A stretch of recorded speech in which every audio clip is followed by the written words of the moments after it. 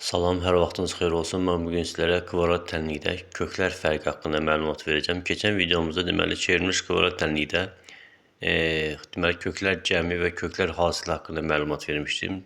Deməli çevrilmiş kvadrat tənlik yəni birinci əmsal A 1-ə bərabər olduqda yəni köklər cəmi bərabərdir əks işarə ilə götürülmüş ikinci əmsal, hasil isə bərabərdir sərbəst əddə. Yəni A(x kvadrat üstəgəl bx üstəgəl c bərabərdir 0 şəklində A-nın 1'ə bərabər olması üçün biz deməli tənliyin bütün tərəflərini nəyə bölməliyik? A-ya bölməliyik. Və hər tərəfi A-ya böldükdə tənlik bu şəkildə olur. X kvadrat üstəgəl B bölünsün AX üstəgəl C bölünsün A bərabər 0 şəklində. Burada köklər cəmi, yəni x1 üstəgəl x2 bərabərdir mənfi B bölünsün A-ya bərabər olur. x1 vurulsun x2 isə C bölünsün A-ya bərabər olur. İndi isə köklər fərqi də bərabərdir. Kök altında D bölünsün A, yəni burada A birinci əmsaldır, D də yəni diskriminanta bərabərdir.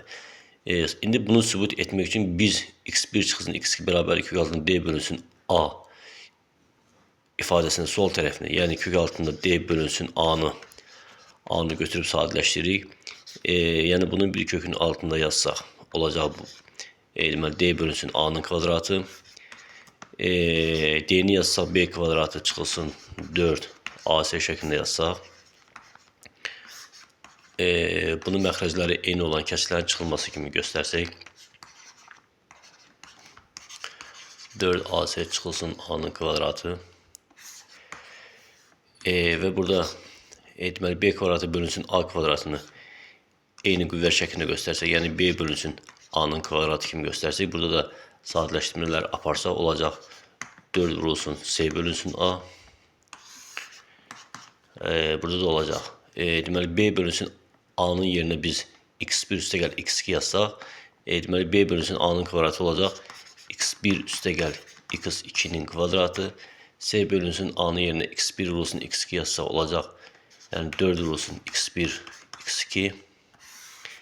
Burada da müxtəsər vurma üslarının x1 üstəgəl x2'nin kvadratını açsaq olacaq x1'in kvadratı üstəgəl birinci ilə ikincinin hasilinin 2 misli 2x1 x2 üstəgəl ikincinin kvadratı. Deməli çıxılsın 4x1 x2. Burada deməli plus 2x1 x2, burada minus 4x1 x2 olacaq. x1'in kvadratı deməli minus 2x1 x2 üstəgəl x2'nin kvadratı. Deməli bu ifadə də bizə nə verir? Deməli iki ədədin fərqinin kvadratını verir. Yəni x1 çıxılsın x2'nin kvadratını verir.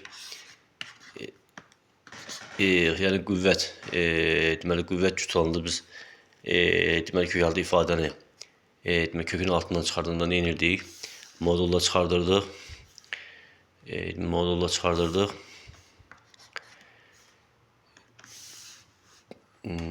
Modulla çıxartanda bu olurdu bu şəkildə. x1 çıxılsın x2 modulda. Yəni biz də burada yuxarıda nə etmişdik? x1'i x2'dən böyük qəbul etmişdik. x1 x2'dən böyük olduqda bu modul daxili ifadə müsbət verir. Ona görə də bu x1 çıxsın x2 kimi deməli kökün altından çıxır. Yəni biz həqiqətən də sübut elədik ki, x1 çıxsın x2 nəyə bərabər imiş? Deməli kök altında D bölünsün A-ya bərabər imiş.